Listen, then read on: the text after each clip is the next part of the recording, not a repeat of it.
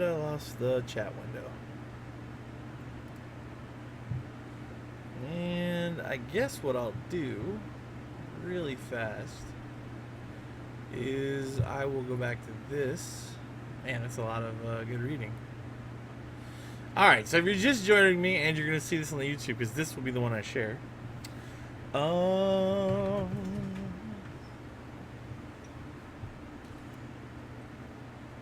I lost my headset.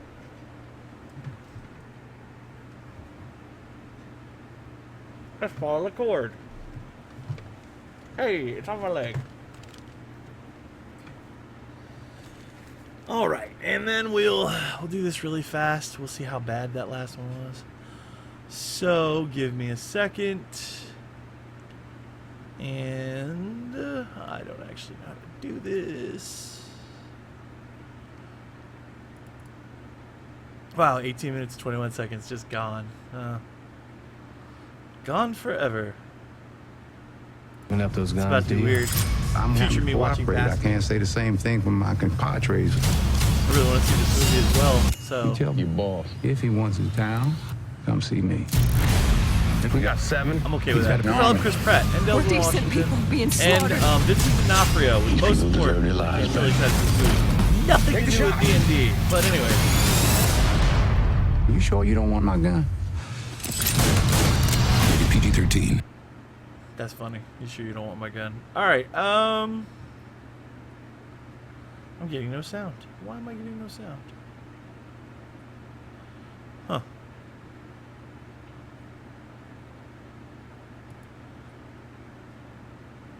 I don't hear anything. Anything at all. That's interesting. Is my system muted? Let's see. No, my system is not muted. That isn't muted.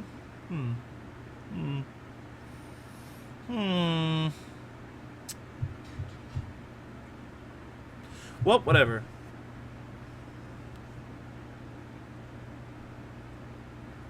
You didn't let me down, Jesse.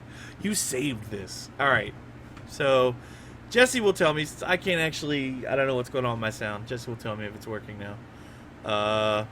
The white noise will still be there. Not much I can do about that. So we'll just wait a second and see what Jesse's up to over here. And he'll let us know if it's working. Oh, and dinner's here. Oh my gosh. I'm so excited. My marinara. Woo. And my chicken nuggets. It's a lot of chicken nuggets. It's 40. Sweet. Wow. I got a 40 piece at home. Streamception. That's funny. I didn't think about that. Alright, so we're waiting on Jesse to let us know if it's working, and then we'll continue. But anyways, let me talk more about the Horde of Dragon Queen. So, Tiamat's coming back. Sets these people out. It's a really good game. I can't recommend it enough if you're just getting in and you want to see what 5th edition is all about. It was a good starting point.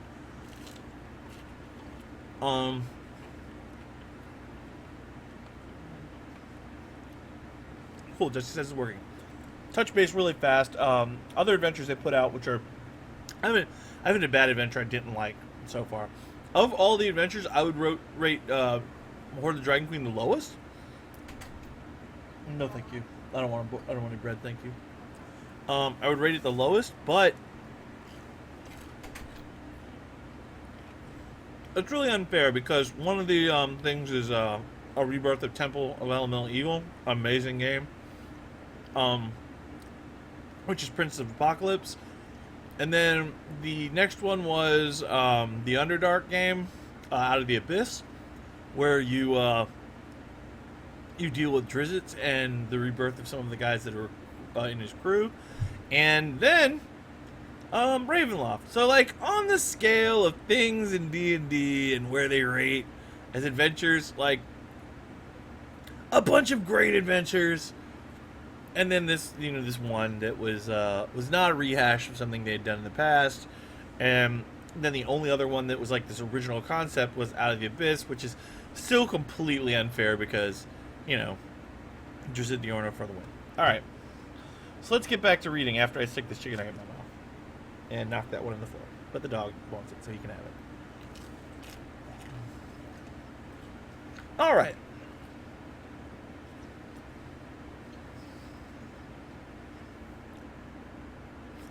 In recent efforts to bring Tiamat into the world, as told in the adventures of the Horde of the Dragon Queen and Rise of Tiamat, and the attempts by small folk to thwart them so upset the giant gods that the Anon, the Allfather, shattered the ordning between the giants to break his children out of their complacency, pitting the 6 giant types against one another while keeping some semblance of order within each type.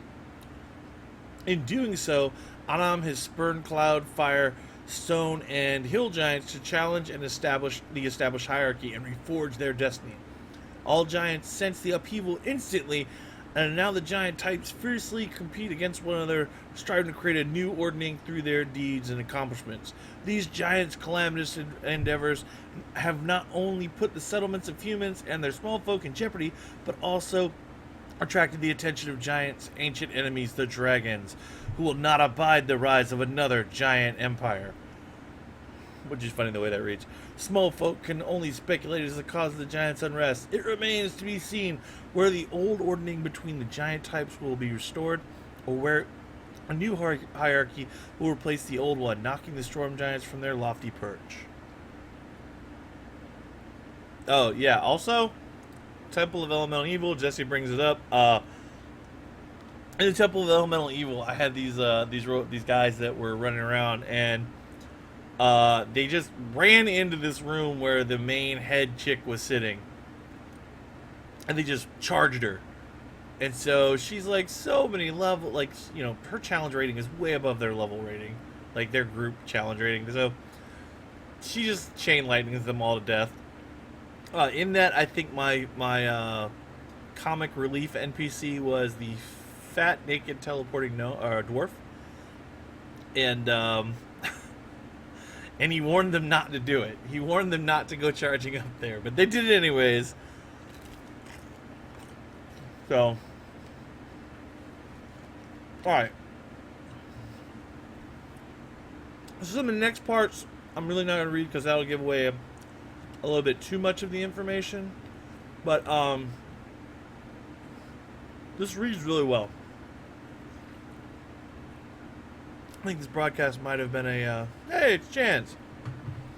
Give us sufficient or desk, but ensure the words of the party was YOLO. Yeah, that's true. So that did happen. They did go, oh, it doesn't matter if we die. Let's get her! And then they ran up and did it again.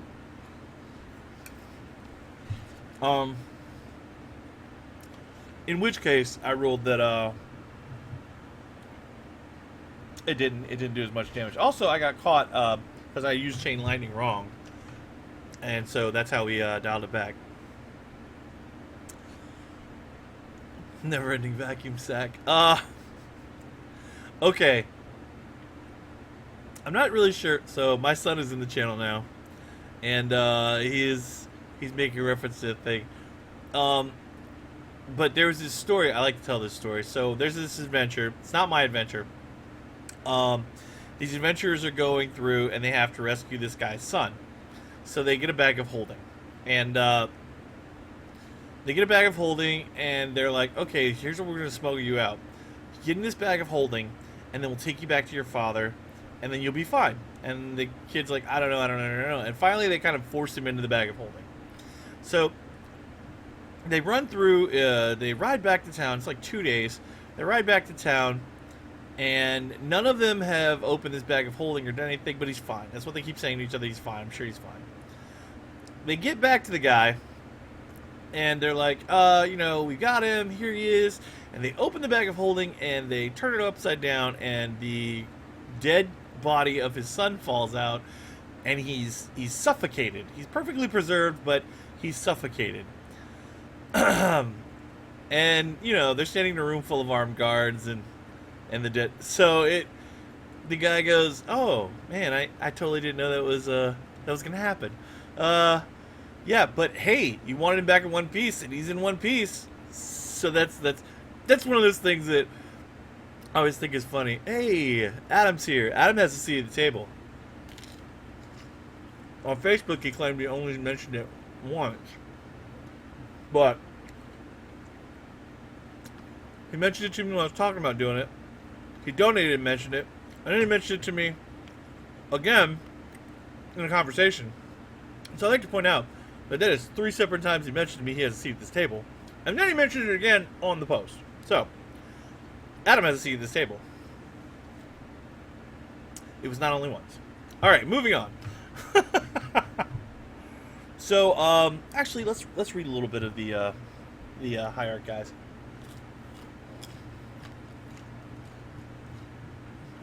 All right.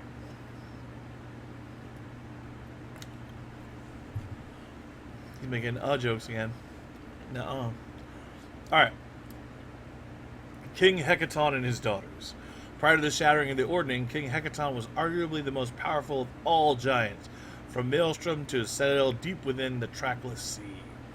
He presided over a court that included representatives of every giant race of giant, from mighty storm giants to lowly hill giants. You know what? We should go back, because that's not going to be in this. We should go back and read the Ordning part. The adventure background. I should probably just reread all of this. Alright, so that's what we'll do. We'll read all this, and then we'll get to King Hecaton. Alright. So, and again, this isn't anything that's going to spoil the game for anyone. This is just, background information on the stuff, and, catching you up to, the world that you're, running an adventure in or playing an adventure in. And I don't really think this is harmful to players that aren't, big, like, I don't know, out-of-game information nerds. Like, they like to break this system. So as long as they're not metagaming too hard, this will be fine. Alright, you're about to embark on a great adventure that pits heroes against giants bent on reshaping the world. Storm King's Thunder is a Dungeons & Dragons adventure for 4 to 6 player characters. You can start the adventure with 1st level character or 5th level characters. We're starting with 1st. In case that comes up, anybody asks, we're starting from 1st. Either way, the characters should reach at least 11th level by the adventure's conclusion. Because giants figure prominently in the story, at least one character should be able to speak and understand the giant language. The adventure takes place in the Forgotten Realms, specifically in a region known as the Savage Frontier. In the northwest corner of the continent of Faerun, nonetheless, you can still easily adapt the adventure to your home campaign by changing the names of various locations and factions, which we're not doing. I love Faerun. Alright.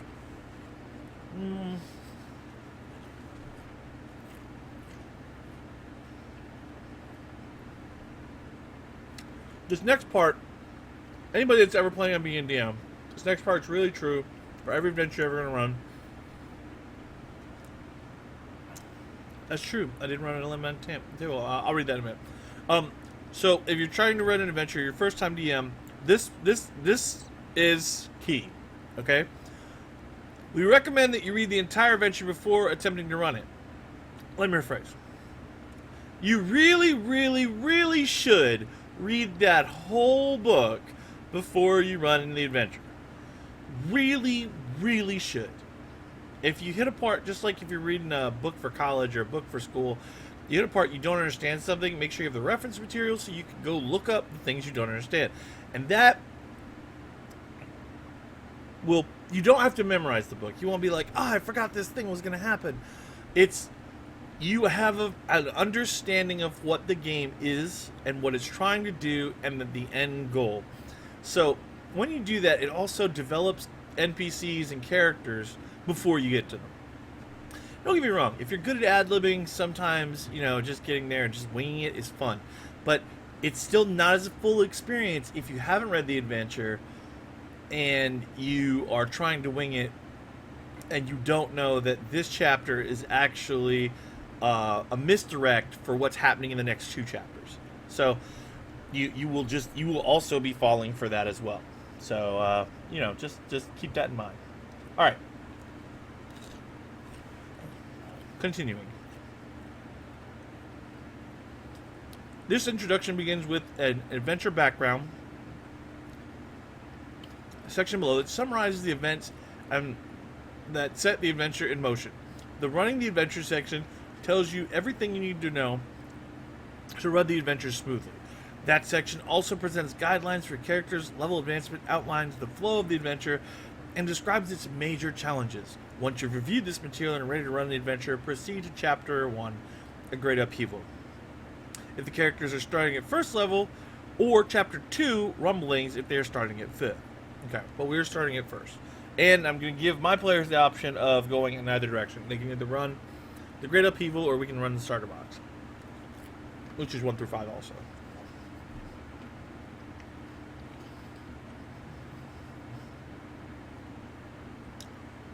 Alright, so the adventure background. The Savage Frontier, also known as the North, is a cold, rugged, sparsely populated land of snow-capped mountains, rocky hills, sprawling forests, and foggy vales.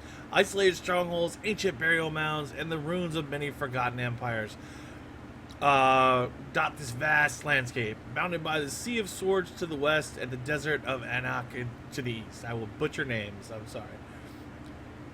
The Savage Frontier extends as far north as Icewind Dale and as far south as the town of Daggerford. Both excellent video games, by the way. Old roads stretch across this expanse, linking the dwarven strongholds and mines in the mountains, the coastal settlements, frontier towns, and fortified outposts of humans and other folk. These roads are long, lonely, or poorly defended, making them dangerous to traverse. Infertile valleys, towns, and cities have sprung up, separated by dozens, if not hundreds of miles of untamed wilderness haunted by bandits, barbarians, and monsters. Because, it wouldn't be D&D without all that. Evil dragons stirred into action by the Dark Queen, Tiamat threatened the settlements of the Savage Frontier for a long time. Ultimately, they were defeated and forced to withdraw to their lairs, while Tiamat was banished to the Nine Hells. Fear of the dragon's wrath has faded quickly with the coming of new threats. Giants. Here there be giants. The people of the North are no stranger to giant incursions. Frost giants have long claimed the spine of the world as I'm going to mess this word up again. I did this once before. I scrapped an 18-minute video.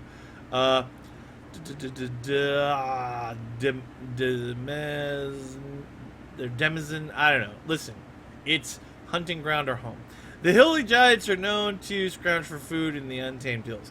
But now, in the past couple of months, giants of every kind have emerged from their strongholds in force to threaten civilization as never before. Not just frost giants and hill giants, but also stone giants, fire giants, cloud giants. Which is funny because I read this once before, and I said I had noticed that because stone giants are very xenophobic, that was interesting. Another thought just occurred to me as I read it this now 4th time I've read it. Cloud giants are good, so they're terrorizing people is weird. All giants are in an uproar. Reports of giant attacks throughout the north have reached the coastal cities of Luskan, Neverwinter, and Waterdeep, stoking fears that giants are waging war against humans, dwarves, elves, and other small folk, which is really racist if you think about it, because literally everyone not named is... Except, alright, Dragonborn. Alright, Dragonborn, Tieflings... Okay, it's not that bad. But they did leave out all the actual small folk, like halflings and gnomes. So that's kind of funny. I know you plan on recording this, but you plan on streaming it as well. That would be cool. Maybe. I don't know. Possibly, but I'm not certain. So we'll see as it pans out. The ordning, I kind of read a little bit of that. Its giant society is defined by a large part by the ordning, a caste system imposed upon the giants by their god, chief among them, Anon the Allfather. Okay, so the ordning determines where a giant stands among his or her ilk. Traditionally, I should read this part. Traditionally, storm giants have stood up at the top of the ordning, tall and powerful. They struggle to keep the weaker races of giants from despoiling the realms of small folk and sparking conflict. The greatest storm giants are powerful seers, skilled at identifying and interpreting cosmic signs and divine omens. The aloof and aristocratic cloud giants, one step below the storm giants, rarely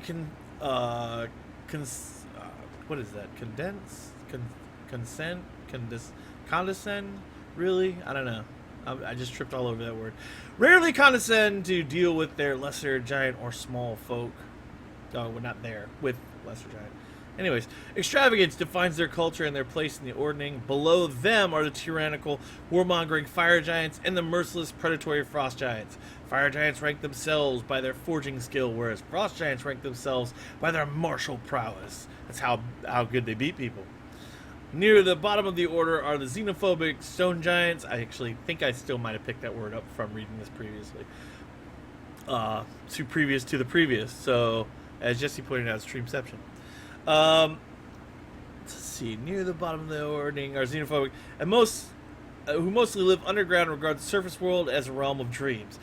How well they sculpt stone determines their place amongst their peers. The lowest and smallest of the true giants, this is so funny because it's the smallest, are the hill giants, which they are the smallest of the giants. Actually, put a pin in that. Come back to that in a second.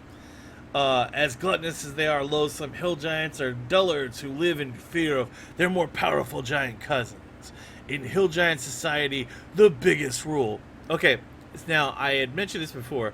I actually thought ogres were a type of giant, and I think they speak giant. I can't remember that 100%, but I think they do speak giant, and I always thought they were a type of giant, but according to this, they're not. But still, I was a little surprised when I read that. And their ancient enemies are dragons. There was thousands of years ago, the great empire of giants, Osteria, fell after a long, brutal conflict with dragons. And then they mentioned that Osteria is now, inhabited by the small folk. I read that earlier. But that's what's going on. So that's what this game will be about. It's about this struggle between giants. I'm really excited about it. It's the struggle between giants to see which one of them is going to rule and be top giant. There are some notable NPCs I've already read about. I don't know if I'm still in frame. Let's move over here. Including, but not limited to,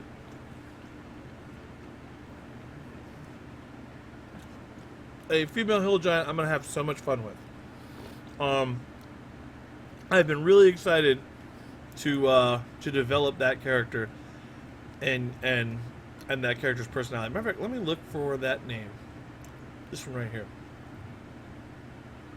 Chief Guh. I'm super excited about that.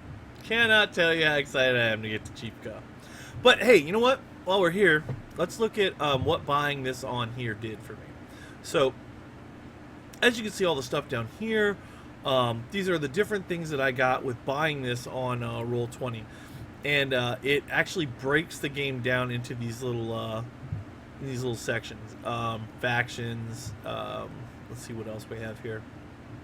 One of the really awesome things is, let me show you this bestiary. So let's just go for something. Let me find the bestiary first. Locations.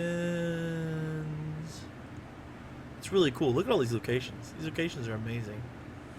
And then I'm pretty sure I get to use these in other games later. So that's kind of neat. So let's go locations. I don't know how to do that yet. So choosing the path. These are all the different games, so we'll just kind of... Oh, these are magic items. You know what? We'll just look at Potion of Healing. Alright? Did you see that? That's in the reference material over here. This is how Potion of Healing works. Let's see. Potion of Invisibility. There you go. That's how that works. So that's just some of the, let's get out of there. Oh, here we go. So monsters, Hill Giant. Now, not only do you get this, where it gives you all this information about giants, right? You can go over here. It gives you the, how to use the giant, his stats, so these little tabs. But right here in this first thing, this is a giant token. And it becomes a token on the game. So that's amazing, like how easy that is now. It's like the game all in one, which is another thing hey, that's crazy, that I don't have to do. Just because my plate's sitting on the keyboard. We'll move on. Yeah, it does. I really feel like it is going to make building my own campaign really easy. Jesse pointed that out in the chat. But that's what I'm looking at, and I just really wanted to share that with people and show them, this is this is the thing I got. Was it worth it? You know, is it worth buying on Roll20? Yes. I still strongly recommend you buying a hard copy of the book, though. Like, you can't carry a computer around with you. Even if you could, accessing this offline is hugely helpful to DMs. And that's one of the things I really, really, you know, no matter how much of this I get, I still need a physical copy. I'm not big on PDFs. Ooh, pig. That's funny. Buy one info. It's a pig. Let's check out his pig stats. He's medium. He's on a line. Has a 10 armor class. 5 hit points. Pigs are strong. 13 plus 1. They're hefty too. They're beefy. But they're pigs, so they're porky. Which is plus 1. They have -3 charisma. Who likes pigs? Everybody, actually. Have you seen the internet? People love pigs. Oh, man. So, Jesse's talking to me. He forgot his player's handbook in Virginia because he just moved. He moved to Georgia. He moved away from us. He will be missed. He's not dead, but anyways. Oh, look at all the humanoids. Look at all the humanoids. Holy crap. Oh, man. Oh, man. Cultist. Oh man, that's cool. Lineages of dark powers such as elemental princes, dark lords, or archdevils most conceal their loyalties to avoid being ostracized, imprisoned, or executed for their beliefs. Unlike evil acolytes, cultists often show signs of insanity in their beliefs and practices. Dude, that's awesome. I can't tell you how many of the games have used cultists, and I have to keep that message deleted. Oh, that's cool. I have to keep that thing like on lockdown. Oh my gosh, that's just amazing. All right, so man, look at all these. These are. Oh, mage. Let's see. What's your challenge rating, mage? Challenge rating is 6. Nah.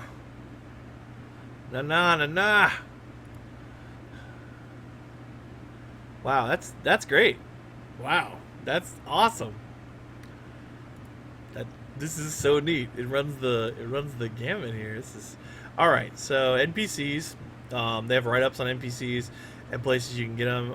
Ooh, the storm giants that are really based on this. Let's see. Do they have? I see Chief Kae. So that's, which I don't see Chief Ga. I'm excited. I kind of want to find a Chief Ga. Let's try it. Maybe it's under H. Maybe it's under Hill Giants. Nope. Let's go back up. Maybe it's up here. Maybe it's in the NPC section. Cause now I'm interested. Let's see. No.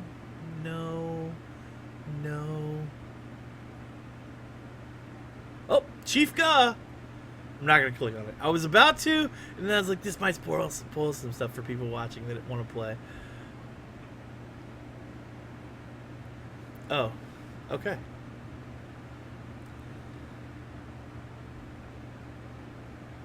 It's Sutter's is writing. So I don't know. I'm gonna go back to this though. I'm really into this. So, player handouts. This is awesome. Wow, look at all these handouts. You know what? Let's click on it. Hill Giant. About Hill Giants. Oh, so you can show them the... Oh. What's a Hill Giant? Pop. That's what a Hill Giant is. What's a Hippogriff? Pop. That's what a Hippogriff is. Well, what am I looking at? Pop. That's what you're looking at. Cool. Man, that's nifty. That's nifty. All right, that's a lot of handouts. That could get confusing the way that's set up, though. I guess they're alphabetical, and when you get to the adventures, there are like links to them. So, wow, that's nifty. I don't remember what I started scrolling down for. Oh, the bestiary, but we found that. That bestiary is so big. Look at all the. Okay, let's not even start here. This is. Okay. Let me just show you how much stuff I got pre-programmed that's ready to go for a D&D game by buying this module. Okay. So, from right here up will all be pre-made NPCs, like little guys like humanoid things that they adventure. Bandits, bandit captains, berserkers. Alright? We're going to go up just a little bit more. And this is the bestiary of things they could run into. Like polar bears, octopus. I don't know. I don't know if you're running into an octopus. I don't know if this game has octopus in them, but I'm glad I have this. Yeah, he's right. That is what death looks like. Actually, let me show you. Let's see if it's in here. The thing I always end up killing Jesse with. Nope, there's no one in here. No, actually, I didn't kill Jesse. I killed everyone else pretty much with ambush stalker, ambush trick. Yetis, Yetis. Oh wait, this is a whole. Hold on. That's amazing. All right, so this is actually just miscellaneous creatures. Awakened shrub.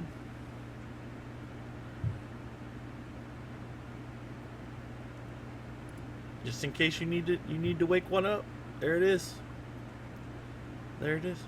Awakened shrub. Alright. So this is just like miscellaneous creatures. Yuntai. I don't even know if they're gonna Yuntai in this game. I'm really, really amped now. Let's see. Because I'm not done reading it yet.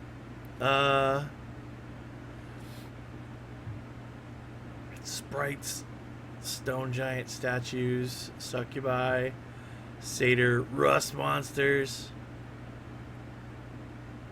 orcs. Let me just tell you right now. This right here is where, you know what too?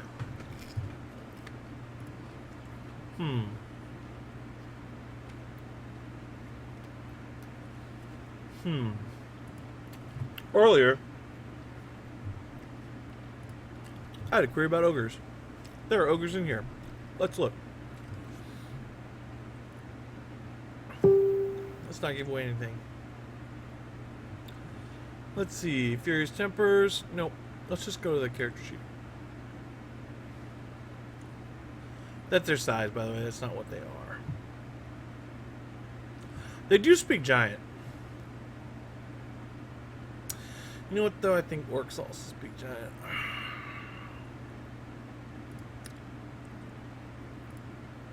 Let's take a look. Orcs speak languages. Common and orc. Nope. Well, it's interesting because the line read, what I'm going on about, is ogres with goblin hookers. I better not click on that. That might be a spoiler right there. Hobgoblins. Wow, I could just run so many games out of just this module. I could just make my own homebrew and just run it. Be like, no, this isn't the map of such and such. Now it's the map of demise. Wow, this is so much stuff you get. Just ready to go. Just ready to play. So for $50, I'm not this turned into a review. I'm not unhappy with this. This is really a lot for $50. And it really saves on you having to do it yourself. Oh my gosh, a section on creating new giant lords. That's awesome. You know what though? Let's take a minute. It might be a little spoilery, but we're gonna do it. Let's take a minute and look at this thing I read.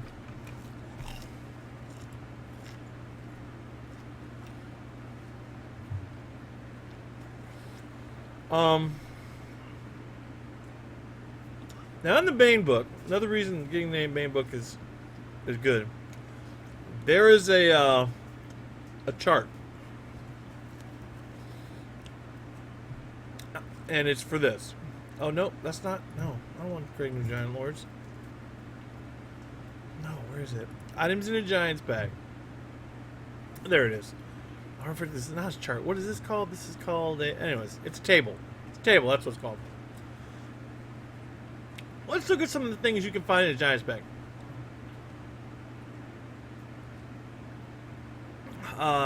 we have a rollable table you can roll on this item list automatically. You can find it under the decks and tables tab on the side. Wow, so they even made one you can just hit and it rolls it automatically. That's neat. All right. So you roll a D100 and you see what is in the giant's bag. So let's look at some of these options. Giant-sized drinking horn. It doesn't look like it does anything. Let's see if any of these are hot linked to anything. A 5-foot length of chain. D6 humanoid skulls. Bag of dried mushrooms. That's interesting. That is very interesting. Okay. So what we're looking at is a table. When you get up to giants, right? And you're like, kill these giants, and then they'll have bags on them. And these are the things you can find in the bags. I think it's one item per bag. Like you also find an amount of gold in them. But the giants like treasure, apparently. So I'm not really sure what the reasoning behind it is. Because again, I'm not done reading the book. But apparently the giants regularly carry this. So you open a giant bag and you give them gold or this. It's pretty crazy. Tombstone. Just in case, I guess. These giants walking around, stone giants, like, I have a little side business. I make tombstones. And they're the greatest tombstones. Are they giant I'll look that up in the book when I grab the book. I have the book, but I don't want to get up and go get it right now. Because I'm an old fat cripple. But I'm going to look the book up and see if this is a giant-sized tombstone. Because I would love to roleplay that he has a big bag with him. And you got players kill him. And they're like, open the bag. And it's a giant tombstone. And then would it say things? I don't know. I'm gonna do some research in that. That's fun. D6 dragon scales. We all know I have those because they are not fans. Oh, there's some painted rocking horse or wooden toboggan. Maybe that's from the rating. But then again, a dragon or a giant dragon. I'm stuck on dragons again. A giant picked that up and was like, I'm putting this in my treasure bag.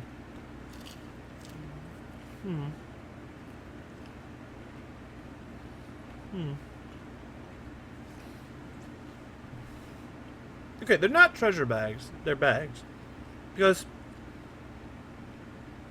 much like if you feed fish food to a fish, it's just food.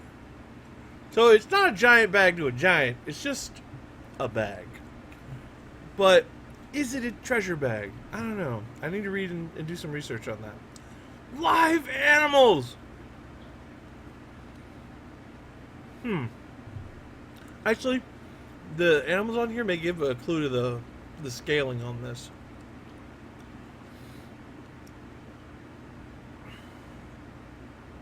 So it's goat, pig, chicken, or sheep. So that's interesting. That's very interesting. In the bag is another bag. Bagception of dried mushrooms.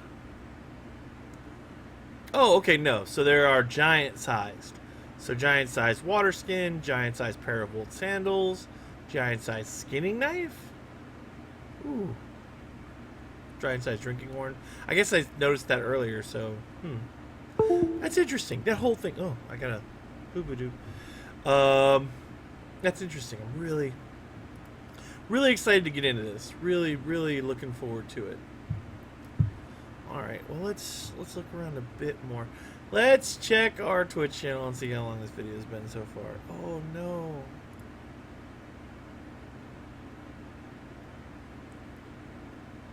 So, oh, that's right. You know, you know, this is not where I'm supposed to be.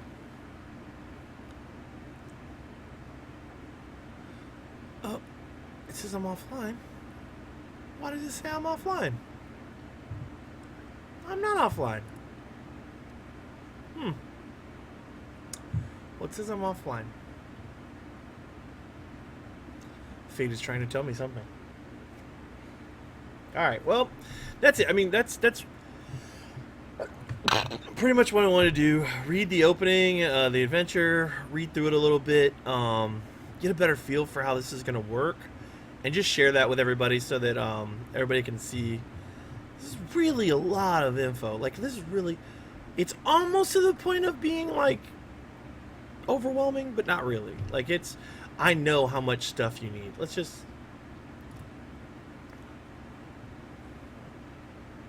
click on some of this. Let's look for the maps. Let's look for maps. I remember there were a lot of location things. Locations of the north. The once fertile land is now a desert. So I might read this while I have this open. This lets you. That's super amazing. This lets you look up locations mentioned in the thing, and they were like, "Oh, where is that?" And if they get a successful check, you can be like, "Oh, here you go. This is what it is." Interesting. Or if it's common knowledge, like, what are the Evermoors? The Evermoor is a vast, unsettled area of fog-shrouded hills, cold bogs, rocky ridges, and small peaks. Adventurers crossing this expanse might spot the occasional castle ruin or a crumbled tower, a remnant of a bygone past. Oh, a remnant of a bygone realm. Because I can't read. Although the region attracts many prospectors, no kingdom or civilization in recent history has been able to tame it. Savage hill giants, Ettins, ogres. Ettins, another giant race, I thought. Ogres, orcs, and trolls dwell here in great numbers. Settlements that stand on the edge of the Evermore face constant threats from these and other monsters. So that's interesting. That's very interesting. It's interesting you just pull that up. Wow, this is just a great reading companion. It really is. If it was just a reading companion, no, it would be worth $50. The fact that it gives you everything you need to run the game, from tokens to stats, and then, you know, organizes them out piece by piece for you, worth every penny. Worth every penny. Just so nice. Magic items. Just can't get over that. Can't get over it. Alright. Well, I'm guessing me being offline on my Twitch stream means that I should probably get offline then. Figure out what's going on. But that's it. That's going to be the end of this. I just want to share that. Thank you guys. If you contributed to GoFundMe, thank you again. This has been a great chance for me to do this. If you're interested in what's going on, this is what's going on. We're doing this. We're going to do it on here. I don't have a way to pay for it. The GoFundMe's allowed me to do that. So, and we're going to have live videos. Jesse asked if the streams will be live. Let me find the pop-up again. Oh, okay, yeah. Yeah, I'm still up. It says I am, but anyways, let's move on. But yeah, the stream, I might stream them, I don't know, but I am going to definitely record them and put them up on the YouTube channel. So that's what we're going on. This really, like, again, I was really reluctant to spend money on this, and it was one of those things where I was like, it would make it easier if it does what it says, and I don't have the money to spend. And then I got a little anxious when I started doing the GoFundMe, because what if this wasn't, you know, what it should have been? And then it's so much more than what I thought it was going to be. I mean, this is going to make playing this so much easier. I mean, this bestiary alone will be able to run so many games. I mean, from basic games to really advanced games, this is so much. This is amazing. So yeah, if you guys are interested, I'll leave a link for the GoFundMe in the comments section below. Make sure to like and subscribe. I'm kidding. Like, it's on YouTube. It's not on YouTube yet. But yeah, this is really good. I think it was money really well spent. Hopefully, I'll have the game up soon. In the meantime, right now, I've really got plans under works for 2 games, player-wise, and I'll move on from there and find out what's going on. Hopefully, I'll know about the second or the first game that I was gonna run.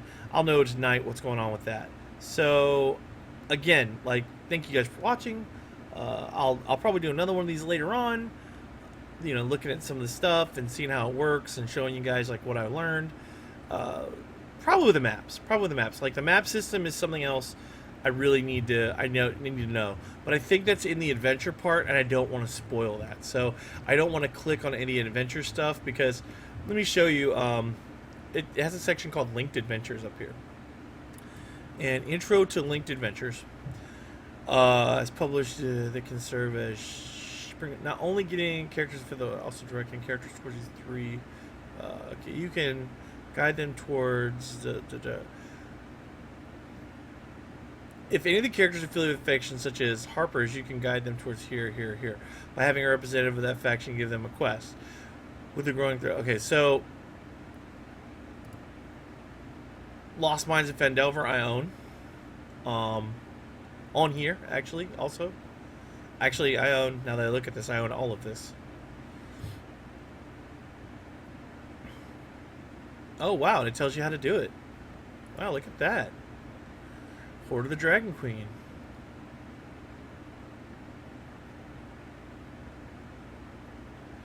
You can use the party's arrival in Waterdeep to shift attention away from the Tyrian Dragon story by dropping reports of giant sightings near Temple Farm of Golden Fields. The Emerlenka is looking for adventures to up. That's wow. They make that really easy. That development right there. Yeah, actually, absolutely, Metal Gyro. Feel free. You can ask a question. Absolutely. I was wrapping this up and eating dinner anyways. What's up? And I'll just chat while I do that. Wow, that's an interesting word. Blagothuckus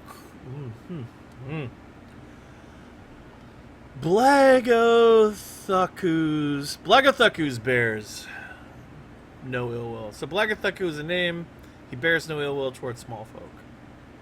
Interesting. Waiting for Metal Gyro, but you know.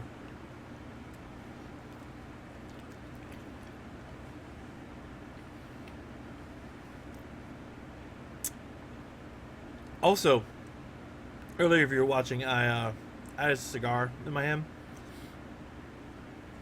I hand roll those, so they are super cheap. And just making conversation while waiting for the question. One of my favorite things was I can't ever make a consistent cigar so far. And somebody walked in and was like, "Oh my gosh, where did you get those?" And I was like, "I made them." And I felt really proud about that. Like, I didn't realize how good I'd feel about it till I said it.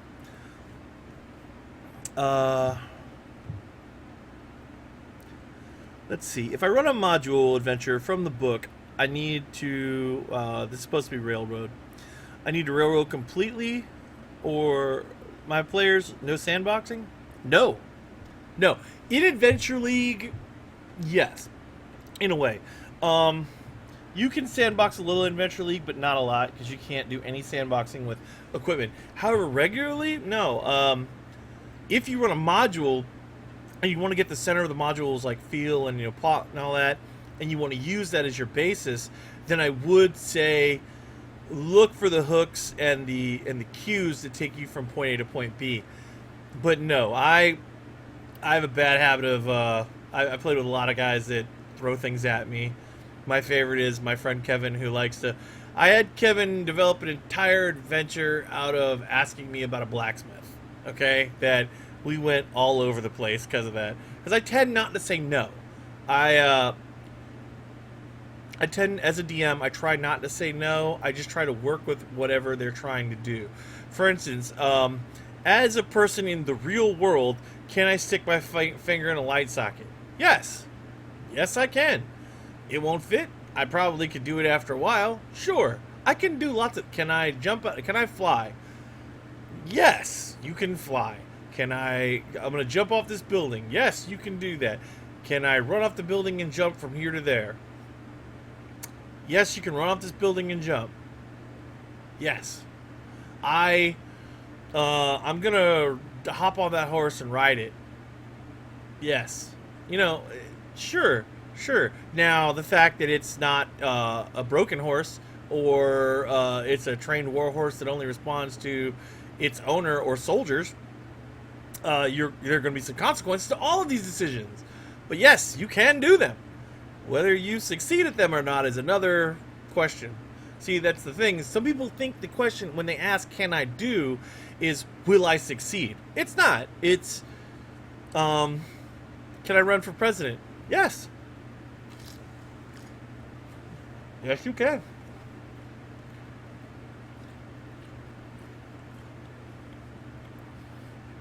Sorry, true. So I hope that answers your question. If you want to follow it up for clarification, feel free. But I hope that answers your question. I don't believe in railroading. I believe in everybody can be a good GM. If you can relate a story in your day, you know what? I'll put this down for a minute so I can tell you this seriously. If you can tell a story from something that happened to you during the day, you can be a good GM.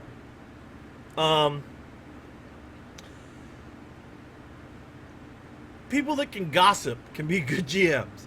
It's all in a way of just relating a story to people and letting that story grow. That's all being a DM or a GM is your ability to have a good time telling a story. If you can tell a joke, you can GM.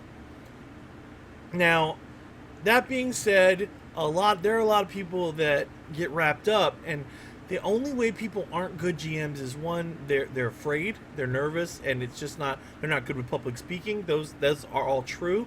And then the other facet is people get so hung up by the rules, and not so much the rules as things they think are true, that they forget that there are 4 other people involved in telling the story. So,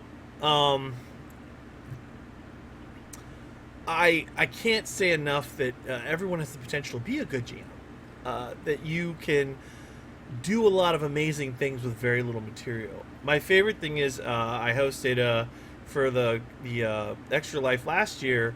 I hosted a live game where I did it from my house at the game table I built, and I was just taking NPC requests. Like, one of the guys playing in my game actually did an NPC request that he threw an NPC at me, and I didn't get to use it in the game. But another guy wanted me to use a guy from another game that was an NPC I almost completely forgot about. He's one of my favorite NPCs.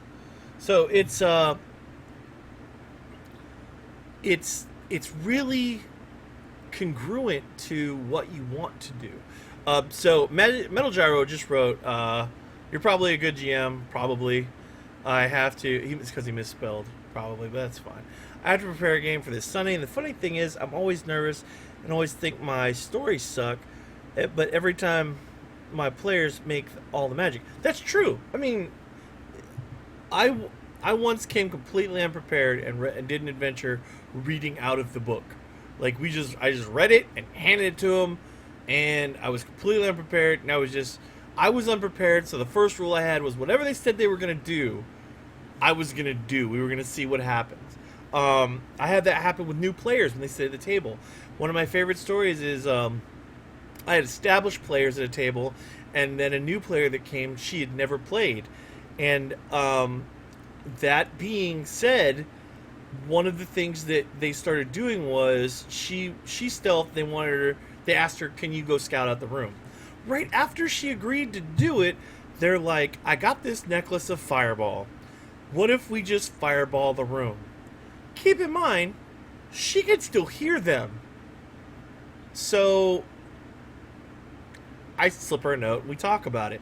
Now, the thing that happens that you can just be like, yes, you can do that, is I didn't tell them they can't throw that necklace of fireball. Not once. You sure can. Now, given they realize, because she voices, "I'm in that room." Yeah, I mean, that's unfortunate, but I mean, we're going to kill like 40 gnolls, So, And plus, I can't know you object to that. You might be all for it, because, you're not here to tell us that. And I made them live with that decision. So they make a roll. Another big thing I'm big on is if you roll that dice, I'm making you live with whatever you just told me you're doing. So they make a roll and tell me they're stealthing into the room, and I'm like, okay. I look, they fail, I make them live with it, and they think they're stealthing into the room. At this point, the rogue and I have slipped like 5 messages now, and this is the first time she's played, so I'm like, let me help you. Let me give you a plot line right here that you can do stuff.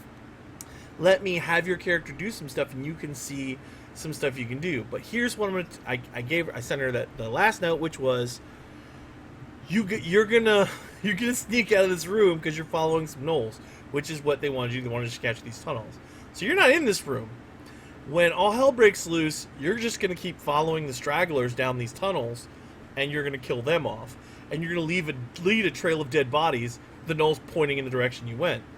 And then I'm gonna have you at the next objective, so they can A, see your character's kind of scary, and B, you don't have to worry about doing anything wrong. You're doing great. All I need you to do is role play this. When they get to you, I want you to pretend that you just murdered like 12 gnolls on your own. Whatever the highest number of one of them kills, I'll make sure you killed 2 more in these tunnels. And that's how I'll describe it. So she did. She sat there quietly. They all thought she wasn't playing. They all thought she'd kind of given up. They go into the room, they fail, they decide since they're in the room, they're not going to use the fireball necklace and kill themselves. They have a couple casualties. The gnolls just beat the crap out of them. And they assume, when they finally end up using something, I forget, they assume something must have happened to the rogue. So they start in this hallway where they saw some of the gnolls running off. And there's a set of dead gnolls sitting there pointing up the hallway. And then they get to the gnolls they saw run off, and she's sitting on a pile of dead bodies on top of gnolls, and she role-played that perfectly. She was like, hey, it took you guys so long. I had to take a nap. I was exhausted. You know how many gnolls I just killed? And then she looks at the room, she goes, what's up? You guys look rough. Like, she was so funny. So funny. And then she's like, by the way, there's some stuff in this hole here. They're not gnolls. And then she role-played it great. Never had to give her another, like, game tip after that. She did wonderfully. And that's what GMing is. GMing is help people reach their full potential by letting them tell the story. And sometimes they need help. They need a nudge in the right direction. But after that, she started collecting pets. She started stabbing people randomly. She declared she was in love and married to 2 different characters. She played a crazy person really well. It was so funny because she would go into town and make people uncomfortable. And then one day I decided to let her know that her charisma was really high, so people were really attracted to her. And she decided to flip that. And every time we went into town and someone was attracted to her, she would be so repulsed. But regardless of who they were, unless they had money, unless she could pick out something on them she needed, and then she'd be like so into them, and then be like, well, I'm tired and I have all these other suitors, so blah, blah, blah. Played it really well. So we went from someone who couldn't play, didn't know how to play, to really learning the most important rule about D&D. Telling a story. Telling a story where you contribute to this storyline in your own way. Let's read what Metal Gyro wrote. This study, my players will kill a big boss. They will have a tree soar. Should I give everyone a magic item or just one? Being a GM is helping people reach their full roleplay potential. Absolutely. Let's see. That looks like it might be a quote. I like low magic settings because magic items can be abused. For instance, in that example there, where they had a single necklace of fireball, and every time we got into a fight, these guys were considering just nuking the room. So magic items have the potential for game-breaking things and making people lazy. But when they have a few items that are destructive or that are, just fun role-playing things, that really develops a character basis of them working out what they want to do with their character. So, like, if I had an endless, like there's this endless stein of bottomless stein of mead, okay, and I had a guy use it to make a keg business where all he did was after every adventure he'd empty the stein in this keg. then he'd get to town, and then he had this big keg of mead, and he'd sell it. And then another guy was like, oh my gosh, I really want a magic item to do that too. So then he started doing this endless thing of like water, except his guy started selling it as adventure water. And like gave it all these like false snake oil promises that were like, this will give you wings. And he took all of them from like modern day slogan ads that were hilarious. Those kinds of things, sure, you can have lots of role-playing items. Who cares? But +2 swords, amulets of protection. Even amulets of protection aren't that bad. But like things that change stats, I would limit how many there are in like a group of 4 guys at level 5. I think there should only be maybe an average. All of them together combined should have 6 magic items, maybe 7. And then after that, they're maybe finding 1 or 2 items per level for the entire group. Not per person. I mean, that's how I because magic items make the game easy, and the more crutches you give them, the more they'll use the crutches and not play on their own. That's just my opinion, though. I will reference something Jesse talked about. Man, I was going to close this a little while ago. I forgot. All right.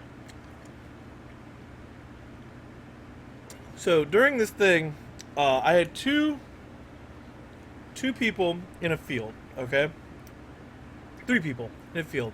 They're looking for a 4th member of their party, and they send the rogue who insisted on buying a cat in town into the tall grass to scout. And he insists on taking this cat.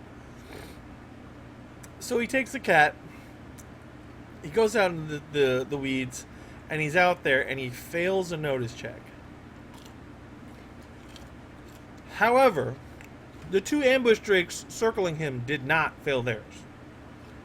The cat does not fail hers. I have everyone roll for their rounds because these 2 guys decide what they're going to do is they're going to set fire and smoke this army out. Alright? The army's on the other side of the field. It's in this valley. Lots of tall grass. The problem is, all of this grass that's like 5 feet tall catches on fire, obviously. And then, the wall of fire is now on one side of them, and the army is on the other. And they're definitely drawing attention to themselves.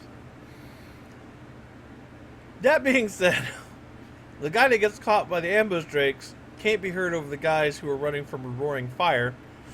And the other guy that's now up on the side of the mountain scouting, who did not go into the valley with them, sees them light this fire, sees him getting fighting these ambush drakes, who spot him. The 3rd one finally spots him because his cat starts freaking out, and they get to him. They pick his body up. He's dead. He gets killed. He was okay with it, but he killed an ambush drake outright, beat one up. Then he gets killed. The last guy, because it was a 6-man game, decides he's got an idea. He walks out of the thing before the fire hits, and he goes out and he tells them, I have you completely surrounded. Give up now and throw down your arms, because if you don't, I will have no course but to slaughter you all. My army will not spare one of you. My army has burned this field so you can't escape into it. He rolls a 20, like a nat 20 on this bluff. The entire army scatters, right? Meantime, there's an argument, like that's a good moment, that was spawned by all these bad decisions. Meantime, remember the cat? There's an argument between the players on whether they should continue to carry this guy's cat in memory of him. So, this cat ended up on an adventure with adventurers for like forever, and I think his name ended up being Silver. He retired to this guild house they inherited. It was a great story, all based on a bunch of really bad decisions where I just said yes. I just kept saying yes. You want to buy a cat? You want to light the field on fire? You want to be on this side of the fire? Sure. You want to climb up that mountain and scout? Sure. This all was a series of bad decisions, but a couple of good decisions turned it all around and made the adventure fun, made it story worthy later. So that's basically it. Like if they had had magic items, they probably would have tried to fight the army, and that's where I was with it. Like I want to make sure that they always try and think outside the box. They might lose, but let's try something that's not obvious, you know. So, and that goes back to, I guess, the rails question. They don't always stay on rails. They find all kinds of funny ways to do things, and when they screw things up, I tend to let them try and find ways to recover it. They're heroes. They're supposed to have a little advantage, you know. They're adventurers. They're guys that believe they can. So I want them to, you know, succeed at some things, but not everything. Oh, you know what? There's this great reference. Let me close with this. For every great success, behind it are 1,000 failures. That's how I like to let them play things. If things won't work and they fail to do it, I don't want that to be you failed, now you're gonna die. That can happen, but it's so rare that I want them to feel like they can try. They can keep trying. There's a way out of here. A lot of times too, I'll write a secondary. Like if they ruin a way they can get something done, I will already have pre-written a way they could have, another way they can get out of it. That's the polar opposite of the way they could have done it this way. If they get close to it, I let them have it. And that's been one of my favorite mechanics as a DM. And GM, because I don't just do D&D, I do Savage Worlds as well. That's been really eye-opening to me. You'd be surprised the kind of things people can invent, and the story isn't the story you intended. It's this great story you're a part of that they wrote. You were just there directing, and that's what we'll close with. As a DM, your job is not to tell the story, but to help your players tell it, and you're just there to direct. You're just there to direct the action. So, all right, man. Well, that's it, guys. Thank you for watching. Thanks for all the comments and questions. Metal Gyro, good luck to you on Sunday, man. This Sunday, my players will be killed. I read that.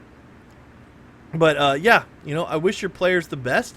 But really, I wish all of you the best. I hope you guys get a great story out of that. I really can't wait to hear it. Matter of fact, you know what? CBDND is going to have a Gmail as of right now. You know, I'm going to do it right now. Well, I won't do it right now because then you guys will see me set it up. But I'll make sure it has a Gmail. You guys can send me questions, and I'll read questions out of that. But yeah, so that's where I am with it now. So potentially it'll be CBDND, DND, the letters DND, CBDND at gmail.com. We'll see. Well, it might not be. Well, I'll find out. All right, man. Well, thank you guys for watching. Jesse, thanks for all your help. Adam, thanks for all your help. Alex, I'm pretty sure you're not watching this anymore. It was longer than 2 minutes. All right. Well, thanks again. And lots of love. Good luck. Tell great stories. I'll see you guys next time. Or not, because I just remembered that the chicken nuggets are sitting on the keyboard. Yeah. Let's move those chicken nuggets. Chicken nuggets defeating role playing since 1984. All right, guys, have a good one.